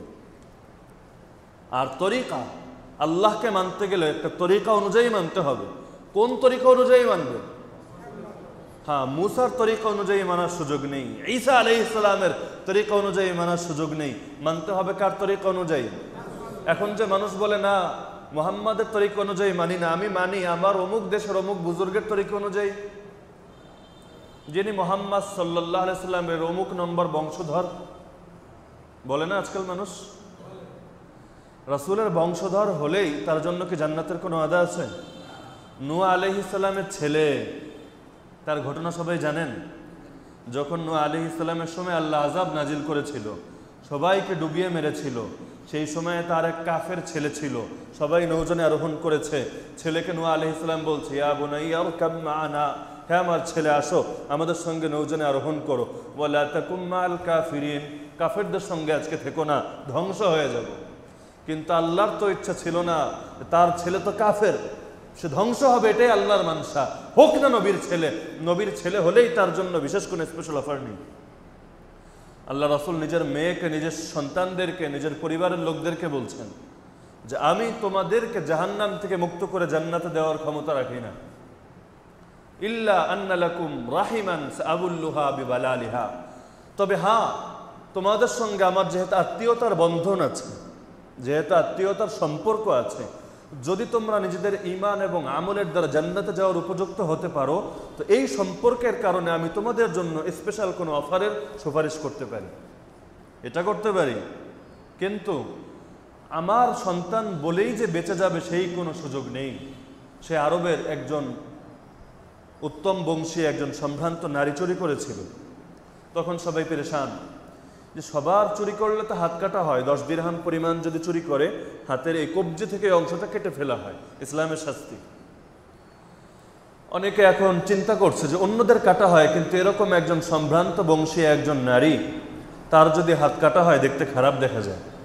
এটা তো আমরাও চিন্তা চেতনা লালন করি যে সবাই অপরাধ করেছে, দুর্নীতির কারণে সবাইকে নয়তো রিমান্ড দিয়েছে, শাস্তি দিয়েছে, কিন্তু উনি তো এককালে নেত্রী ছিলেন, ওনাকেও শাস্তি দিলে একটু দেখতে খারাপ দেখা যায় না?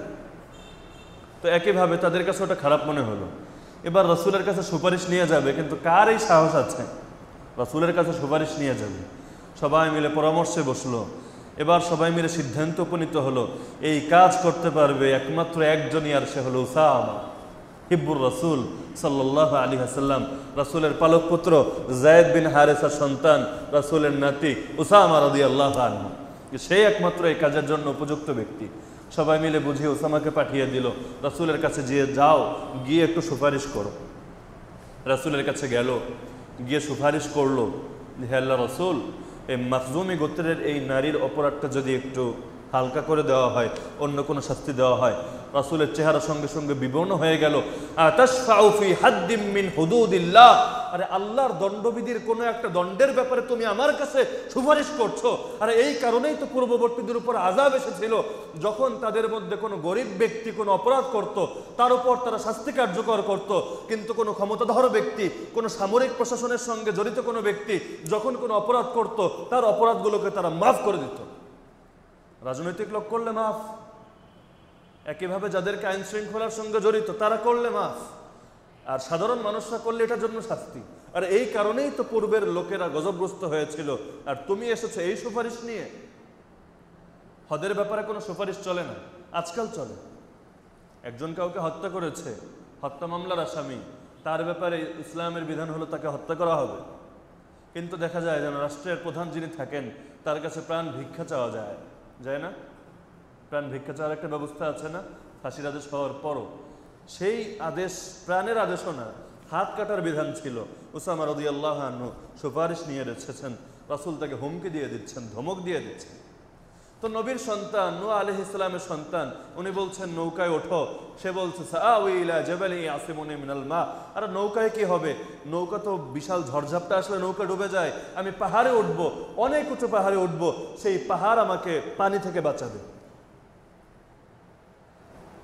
এবার বাবা সন্তানকে বোঝাচ্ছে লা আসিমাল ইয়াউমা মিন আমরিল্লাহি ইল্লা মান রাহিম, আজকের এই দিনে আল্লাহর আযাব থেকে কোনো ব্যক্তিকে অন্য কেউ রক্ষা করতে পারবে না। আর কিসের পাহাড় আর কিসের বড় বড় দালান, কেউ কাউকে রক্ষা করতে পারবে না ইল্লা আমার রাহিম, তবে আমার রহমান আল্লাহ যদি কারো উপর দয়া করেন একমাত্র সেই মুক্তি পেতে পারে, এছাড়া আর কেউ মুক্তি পাবে না।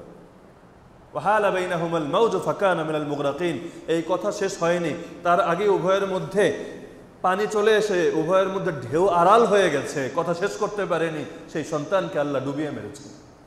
এরপর আল্লাহ সেই নবীর কাছে জিজ্ঞাসাও করেছেন, কেন আপনি সেই কাফেরের জন্য সুপারিশ করলেন? ইব্রাহিম আলাইহিস সালাম তার বাবার জন্য আল্লাহর কাছে ক্ষমা প্রার্থনার কথা বলেছিলেন, লা আস্তাগফিরান্না লাক, তোমাদের সঙ্গে তো আমার কোনো সম্পর্ক নেই, তোমাদের কুফরি ধর্ম, কুফরি মতবাদ, কুফরি মতদর্শ, কুফরি জীবনাচরের সঙ্গে আমার কোনো সম্পর্ক নেই, তবে হে বাবা তোমার জন্য আমি আল্লাহর কাছে ক্ষমা প্রার্থনা করব। আল্লাহ তাআলা ইব্রাহিম আলাইহিস সালামের ঘটনা কোরআনে উল্লেখ করে বলেন, ইব্রাহিমের জীবনে তো তোমাদের জন্য আদর্শ আছে, কিন্তু ইব্রাহিম একজন মুশরিকের জন্য দোয়া করেছিল, এর মধ্যে তোমাদের জন্য কোনো আদর্শ নেই। মুশরিক সে যেই হোক না কেন, সে তোমার জন্য জীবনে দেখ না কেন, তার জন্য দোয়া করার কোনো অনুমতি কারোর জন্য দেওয়া হয়নি। ما كان للنبي والذين آمنوا أن يستغفروا للمشركين ولو كانوا أولي قربى من بعد ما تبين لهم أنهم أصحاب الجحيم, নবীর জন্য বৈধ না এবং যারা ঈমান এনেছে তাদের জন্য বৈধ না, কোন মুশরিকের জন্য আল্লাহর কাছে ক্ষমা প্রার্থনা করবে এটা স্পষ্ট হয়ে যাওয়ার পর যে মুশরিকরা হলো জাহান্নামী। আজকাল তো মুশরিক দূরের কথা, নাস্তিকেরও জানাজা হয় না? জানাজার হাকিকতই হলো ক্ষমা প্রার্থনা। জানাজার মধ্যে তৃতীয় তাকবীর দেওয়ার পর একটা দোয়া পড়ি না আমরা, ইগফিরলি, মানে হে আল্লাহ আমাকে ক্ষমা করুন, লিহাইয়িনা ওয়া মাইয়িতিনা, আমাদের জীবিতদেরকেও ক্ষমা করুন, মৃতদেরকেও ক্ষমা করুন, ক্ষমার দোয়া। জানাজা পড়াই হয় ক্ষমা প্রার্থনার জন্য, যেখানে মুশরিকের জন্য ক্ষমা প্রার্থনার অনুমতি নেই। এবং এই আয়াত নাজিল হয়েছে তখন যখন রাসূলুল্লাহ সাল্লাল্লাহু আলাইহি ওয়াসাল্লাম আব্দুল্লাহ ইবনে উবাই ইবনে সালুলের জানাজা পড়েছিলেন। ওমর রাদিয়াল্লাহু আনহু না করেছিলেন, রাসূল জানাজা পড়বেন না, এ হলো মুনাফিকদের লিডার, আপনি আর জানাজা পড়বেন না, এর জন্য ক্ষমা প্রার্থনা করবেন না। আল্লাহ রাসূল বলেছেন, আল্লাহ তো আমাকে বলেছেন যে যদি আপনি 70 বারও এই মুনাফিকদের জন্য আমার কাছে ক্ষমা চান আমি ক্ষমা করব না, তাহলে আমি আল্লাহর কাছে 70 বারের চাইতে অধিক ক্ষমা চাইব, তাও যদি আল্লাহ ক্ষমা করেন। দয়ার নবী তো তিনি নামাজ পড়েছেন, তার কবরের পাশে দাঁড়িয়েছেন, সঙ্গে সঙ্গে আল্লাহ আয়াত নাজিল করে দিয়েছেন, লা তুসাল্লি আলা আহাদিম মিনহুম মাতা আবাদা ওয়ালা তাকুম আলা কবরি, খবরদার তাদের কারো জানাজাও আপনি পড়বেন না, তাদের কারো কবরের সামনেও আপনি দাঁড়াবেন না। কবরের সামনে দাঁড়ানোরই অনুমতি নেই, সেখানে যদি আলাদা কোনো স্মৃতিসৌধ বানানো হয় তাদেরকে স্মরণ করে, সেটার সামনে দাঁড়ানোর তো অনুমতিই হবে না। কোনো মুশরিকের জন্য, কোনো বিধর্মীর জন্য, কোনো নাস্তিকের জন্য ক্ষমা প্রার্থনা করার মতো উদারতা ইসলামে নেই। ইসলাম উদার ধর্ম, তার উদারের লিমিট আছে, লিমিট ছাড়া উদার নেই। সালাম শান্তির বাণী, কোনো মুসলিমকে সালাম দেওয়া যায়? কারণ প্রকৃত শান্তি তো হলো জান্নাত। আরে দুনিয়ায় কয়টা বছরে শান্তি করলো, পরে গিয়ে জাহান্নামে পড়লো, এটাকে শান্তি বলা হয়? প্রকৃত শান্তি তো জান্নাত। সালাম আল্লাহর নাম, আসসালামুল মুমিনুল মুহাইমিন, সেই জান্নাতের সুসংবাদ, আল্লাহর নাম, আল্লাহর বিশেষ রহমতের দোয়া করছেন। কার জন্য? এমন কারো জন্য করছেন যে আল্লাহর দুশমন। কারণ প্রতিটা মুমিন আল্লাহর বন্ধু, যত গুনাহগারই হোক না কেন, যতক্ষণ পর্যন্ত ঈমান আছে সে আল্লাহর বন্ধু। আর প্রতিটা মুশরিক, প্রতিটা কাফের, প্রতিটা মুনাফিক, প্রতিটা বেদাতি আল্লাহর দুশমন। প্রসঙ্গক্রমে আরেকটা কথা বলে রাখি, যে বেদাত আর শিরিক, কুফর এগুলোকে আমরা আলাদা করে বিবেচনা করি, কিন্তু আজকে শুরুতে যেহেতু আলোচনা হয়েছে যে বেদাত এটা আমল কেন্দ্রিক হয়, আকীদা কেন্দ্রিক হয়। আমল কেন্দ্রিক সাধারণ বেদাতের কারণে মানুষ কাফের হয় না, গোমরা হয়। মানুষ কাফের হয় না, কি হয়? গোমরা হয়। কিন্তু আকীদা কেন্দ্রিক বেদাতের কারণে মানুষ অনেক সময় কাফেরও হয়। সুতরাং বেদাতি আলাদা ক্যাটাগরি, কাফের আলাদা ক্যাটাগরি সবসময় না। অনেক সময় অনেক মানুষ তারা এমন বেদাতে লিপ্ত থাকে যে বেদাতে লিপ্ত থাকতে থাকতে এক পর্যায়ে কুফরের মধ্যে প্রবেশ করে।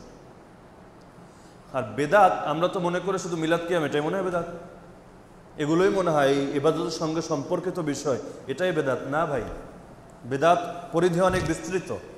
বেদাত ইবাদতের ক্ষেত্রে হতে পারে, বেদাত আকীদার ক্ষেত্রে হতে পারে, বেদাত বিচার ব্যবস্থার ক্ষেত্রে কোন বিধান মানি তার ক্ষেত্রে হতে পারে, বেদাত অর্থনৈতিক ক্ষেত্রে কোন বিধান মানি সেক্ষেত্রে হতে পারে, বেদাত রাজনৈতিক ক্ষেত্রে কোন মতাদর্শকে অনুসরণ করি সেক্ষেত্রেও হতে পারে। অর্থাৎ যেখানে যেখানে কথা বোঝা যাচ্ছে? যেখানে যেখানে আমার রাসূলের তরিকা আছে, যেখানে যেখানে আমার আল্লাহর বিধান আছে, সেখানে আল্লাহর বিধানের বাইরে গিয়ে, রাসূলের তরিকার বাইরে গিয়ে অন্য কারো আদর্শ, অন্য কারো বিধান, অন্য কারো মত, অন্য কারো পথ অনুসরণ করার নামে বেদাত। বুঝতে পারছেন? আমরা বেদাত মানে মনে করি এগুলো পাশ্চাত্যের অনুসরণ, অমুসলিমদের অনুসরণ। অনেকে মনে করে প্যান্ট শার্ট পরলে অমুসলিমদের অনুসরণ হয়, কিন্তু প্যান্ট শার্ট আজকাল মানুষ অমুসলিমদের অনুসরণ নিয়তে পরে না। যার কারণে প্যান্ট শার্টের ব্যাপারে আমরা মাসালা এটা বলি যে এটা লিবাসুত তাকওয়া না, মুত্তাকিদের পোশাক না, কিন্তু পরা না জায়েজ না। কথা বোঝা যাচ্ছে? পরা না জায়েজ না, অনুত্তম তো অবশ্যই, অনুত্তম তো অবশ্যই, কিন্তু না জায়েজ না। কেন না জায়েজ না? কারণ এটা বিধর্মীদের বিশেষ পোশাক হিসাবে রয়নি। পোশাকগুলো এখন ব্যাপক হয়ে গেছে, মুসলমানরাও পরে, অমুসলিমরাও পরে। কিন্তু চার্চের মধ্যে ফাদাররা যে বিশেষ ধরনের পোশাক পরে, একইভাবে ইহুদিদের বিশেষ পোশাক আছে, বৌদ্ধদের বিশেষ ধরনের চাদর আছে, সেটা যদি আপনি পরেন বলা হবে স্পষ্ট হারাম, কারণ এটা কোনো মুসলমান পরেন, এটা ওদের সঙ্গেই সীমাবদ্ধ। কিন্তু উত্তম পোশাক হলো কোন পোশাক? যেটা যুগের আল্লাহর ওয়ালি যারা, ওলামায়ে কেরাম যারা, তারা যে পোশাক পরে প্রত্যেক যুগের জন্য, সেই পোশাকই হলো লিবাসুত তাকওয়া, তাকওয়ার পোশাক। মুত্তাকিরা যে পোশাক পরে সেটাই হলো তাকওয়ার পোশাক। কিন্তু আমরা মনে করি পাশ্চাত্যের অনুসরণ শুধু এই ক্ষেত্রেই হয়, কিন্তু পাশ্চাত্যের অনুসরণ এই ক্ষেত্রে হবে এটা তো স্বাভাবিক, মানে ছোট একটা বিষয়, ছোট একটা বিষয় না। একটা পোশাক কয়জন মানুষ মিলে পরে? 10 জন, 20 জন, নাকি একজন? তার মানে এই পোশাক পরাটা যদি ক্ষতিও হয়, ক্ষতি কয়জনের মধ্যে সীমাবদ্ধ? একজন। কিন্তু বিধর্মীর অনুসরণ তখন তো বেশি ক্ষতি হবে যখন বিধর্মীদের মতবাদ গ্রহণ করা হবে রাজনৈতিক ক্ষেত্রে, অর্থনৈতিক ক্ষেত্রে, বিচার ব্যবস্থার ক্ষেত্রে, সামরিক ক্ষেত্রে, প্রশাসনিক ক্ষেত্রে, তখন তো এর ক্ষতি আরো বেশি। তো আমরা অনেক সময় কথা বলতে গিয়ে ছোট অপরাধকে হাইলাইট করি, বড় অপরাধকে আমরা এটা আড়াল করে ফেলি। বড় অপরাধ হলো যে মৌলিক ক্ষেত্রে অমুসলিমদের অনুসরণ করা, তাদের আদর্শকে ফলো করা, মুহাম্মদুর রাসূলুল্লাহ তরিকা বাদ দিয়ে অন্য কারো তরিকাকে ফলো করা, এটা হলো মৌলিক বিধর্মীদের অনুসরণ। আর ছোট ছোট শাখাগত অনুসরণ হলো এই যে পোশাক আশাক এবং অন্যান্য বিষয়গুলো। বড়টার আলোচনা আমরা ছেড়েই দিয়েছি, রীতিমতো ছেড়ে দিয়েছি। শুধু এই ক্ষেত্রে ছেড়েছি তা না, শয়তান মানুষকে যে ধোঁকা দেয়, এটা বলে শেষ করে দিচ্ছি। কখনো ধোঁকা দেয় মানুষকে গুনাহে ফেলে, কিন্তু অনেক আল্লাহর বান্দা এমন আছে যারা গুনাহ করবে না, সে গুনাহ থেকে বেঁচে থাকে। তাকে কেমনে ধোঁকা দিবে? তার জন্য শয়তান আরেকটা কৌশল অবলম্বন করে যে সে দুটো কাজ করতে পারে। এখন যে সময় আছে তার সামনে দুটো কাজ করতে পারবে, দুটো কাজই নেক আমল, দুটোই ভালো কাজ। একটা কাজ করলে তার প্রতিদান হলো উদাহরণস্বরূপ 100টা নেকি, আর একটা কাজ করলে সেটার প্রতিদান হলো 50টা নেকি। শয়তান চেষ্টা করবে ওকে তো গুনাহে লিপ্ত করতে পারলাম না, ঠিক আছে, ওকে বড় প্রতিদানের চাইতে ছোট প্রতিদানে আমি লিপ্ত করে রাখি। আমল দুইটাই আমল, দুইটাই আখিরাতের কাজ, দুইটাই আল্লাহর রাস্তা, কিন্তু ওকে আমি বড়টা থেকে সরিয়ে ছোটটার মধ্যে নিয়ে ফেলি, তাহলেও তো আমার মিশন একটু সাকসেস হলো। যে ও বড় জান্নাতে চলে যেত, জান্নাতুল ফেরদাউসে যেত, এখন জান্নাত আদনে যাক, জান্নাতে নাইমে যাক, অন্য নিম্ন স্তরে কোনো জান্নাতে যাক, একটু তো কমাতে পারলাম, তাও তো মনের একটা সান্ত্বনা আছে না, একটু হলেও তো পেরেছি। শয়তান দুইভাবেই মানুষকে ধোঁকায় ফেলে। তো এই যে আমাদের সমাজে বড় বড় অপরাধগুলো বাদ দিয়ে ছোট ছোট অপরাধের দিকে আমাদের নজর, আমাদের ফোকাস, আমাদের হাইলাইট, তা পুরোটাই ছোট ছোট অপরাধগুলোর দিকে, এটাও শয়তানের একটা কৌশল। সালাম নিয়ে আলোচনা করার প্রয়োজন আমরা মনে করি, দস্তরখান এবং খাবারের আদব নিয়ে আলোচনা করার প্রয়োজন আমরা অনুভব করি, ঘুমানোর আদব আলোচনা করার প্রয়োজন অনুভব করি। এই বিষয়গুলো ছোট না তুলনামূলক? কিন্তু রাজনৈতিক কুফুর, অর্থনৈতিক কুফুর, বিচার ব্যবস্থার কুফুর, এগুলো নিয়ে আলোচনা করার কোনো প্রয়োজনীয়তা অনুধাবন করি না। আকীদা বিশ্বাস নিয়ে আলোচনা করার প্রয়োজনীয়তা অনুধাবন করি না। আমল নিয়ে আলোচনা করি, তাও মৌলিক আমল না, ছোট ছোট আমল। মৌলিক আমল না কেন বললাম? কারণ হলো আমল সবই আমল। উদাহরণস্বরূপ, আমি কোনোদিন হজ করিনি, ওমরাও করিনি, তাই বলে আমি হজের মাসআলা শিখতে পারবো না, জানতে পারবো না। মাদ্রাসায় যখন আমাকে কিতাবুল হজ, হজের অধ্যায় পড়ানো হবে, ফিকহের কিতাবে হোক অথবা বুখারী, মুসলিম, তিরমিজি, নাসাই, আবু দাউদ, ইবনে মাজাহ, এগুলো হাদিসের কিতাবের মধ্যে হোক, আমি তখন বলবো উস্তাদ জি মে তো আবি হজ নেহি কিয়া, আমি তো এখনো হজ করিনি, আমাকে এগুলো পড়ানোর দরকার নেই। এই কথা কি যৌক্তিক? আপনি বলবেন আমি তো এখনো বিয়েই করিনি, আমি এখন এই ফরজ গোসলের মাসালে সেগুলো জেনে আমি কি করব, আগে বিয়ে করে নেই। কথা কি যৌক্তিক? ইসলাম কিয়ামত পর্যন্ত টিকে থাকবে শাশ্বত জীবন ব্যবস্থা, শাশ্বত ধর্ম। এই ইসলাম যেই সমাজের মধ্যে তার সবগুলো বিধানের আমল জারি নেই, সেখানেও ইলমিভাবে সে জারি থাকতে হবে। কারণ কোরআনের ইলম কিয়ামত পর্যন্ত থাকতে হবে। আজকে আমল নেই, 2 বছর পর তো আমল আসতে পারে। উদাহরণস্বরূপ দাসদাসী, পৃথিবীর কোথাও দাসদাসীর প্রচলন আছে? তাই বলে দাসদাসীর মাসালা আমি জানবো না, আজকাল মাদ্রাসাতে পড়ানো হয় না, এগুলো উঠিয়ে দেওয়া হয়েছে। এটার সমাজে প্রচলন নেই। এখন যদি ইলমি ভাবেও এর প্রচলন না থাকে, এখন থেকে 100 বছর পর যদি এই প্রথা আবার ফিরে আসে, তখন এর সমাধান কে দেবে? তখনকার আলেম যারা থাকবে তারাও তো পড়ে আসেনি, তারা কি বানিয়ে বানিয়ে বলবে সমাধান? কিতাবের সঙ্গে সম্পর্ক নেই।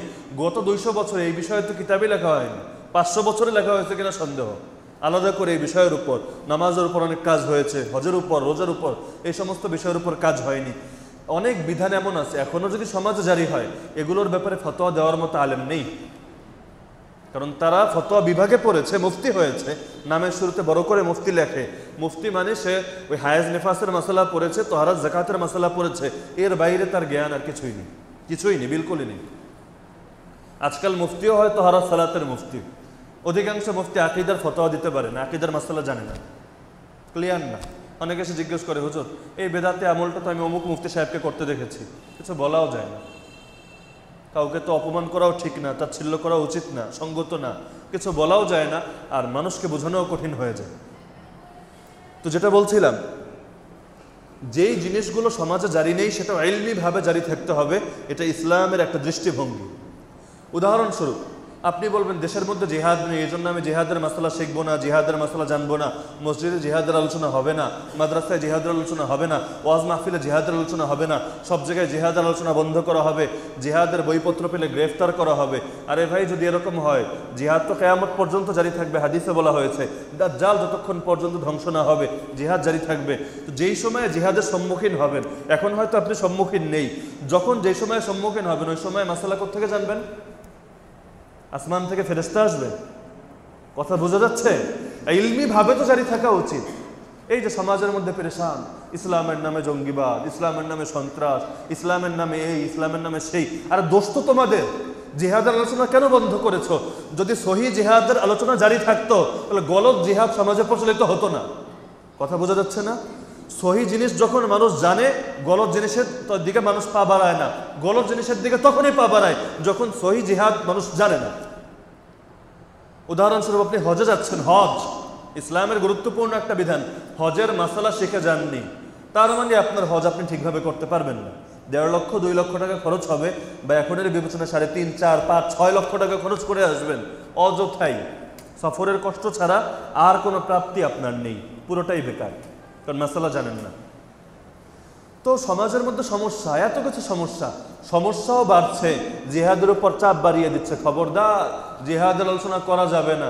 আর করলে কি হবে? করলে সন্ত্রাস বাড়বে। আরে তোমার মাথায় ঘিলু নেই। যদি সহি জিনিসের আলোচনা থাকতো, মানুষ সহিটাকে চিনত, তখন গলত জিনিস থেকে নিজেরাও দূরে থাকতো, সামাজিকভাবে এর বিরুদ্ধে তারা নিজেরাই প্রতিরোধ গড়ে তুলত। কারণ সবাই জানে না চুরি করা খারাপ, জানে কি না? ডাকাতি করা খারাপ সবাই জানে না?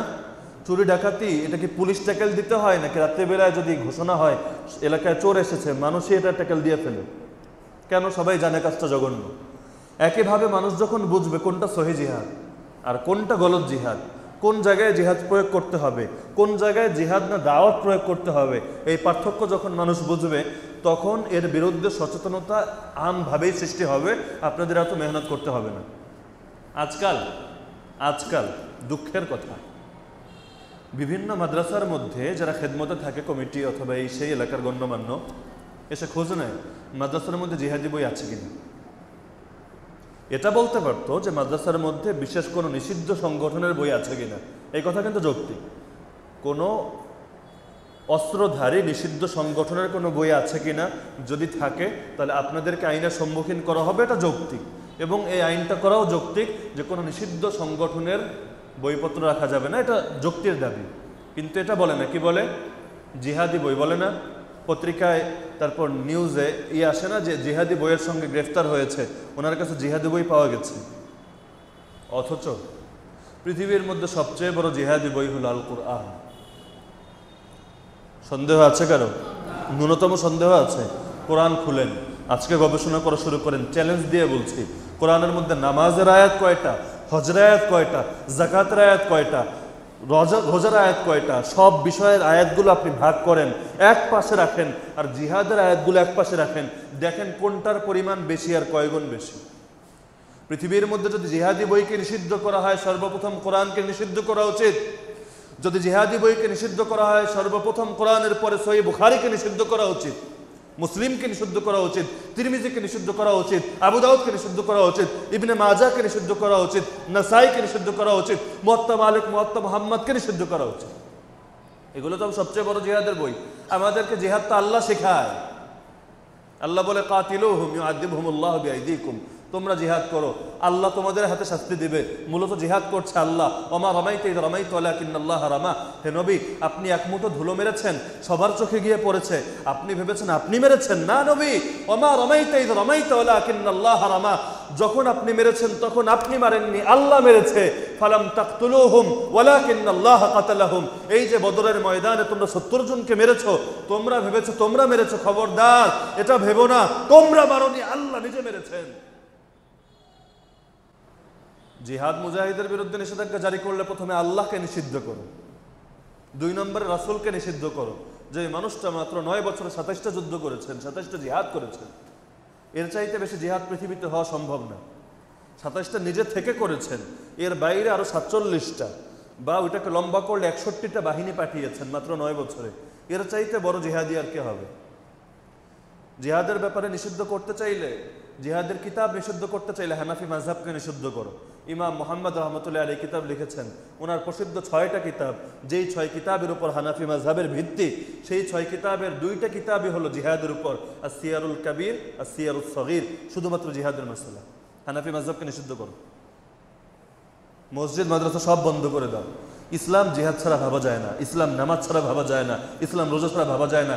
হয়তো আমার কোনোদিন যদি তৌফিক না হয়, কোনোদিন হজ করব না, তৌফিক যদি না হয় কোনোদিন যাকাত দিব না, এর অর্থ এটা না আমি হজকে বন্ধ করে দিব, হজের বিরুদ্ধে বলবো, যাকাতের বিরুদ্ধে বলবো, যাকাতের মাসালা জানবো না, হজের মাসালা জানবো না। আরো বেশি করে তো আমার জানা উচিত, কারণ করতে যখন পারিনি তখন অন্তত তাত্ত্বিকভাবে এর জ্ঞান অর্জন করে আমি আমার অন্তরকে প্রশান্ত করি, বেশি জানা উচিত।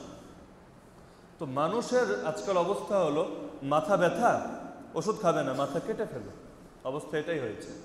সমাজে কিছু সমস্যা, দেশের মধ্যে কিছু সমস্যা।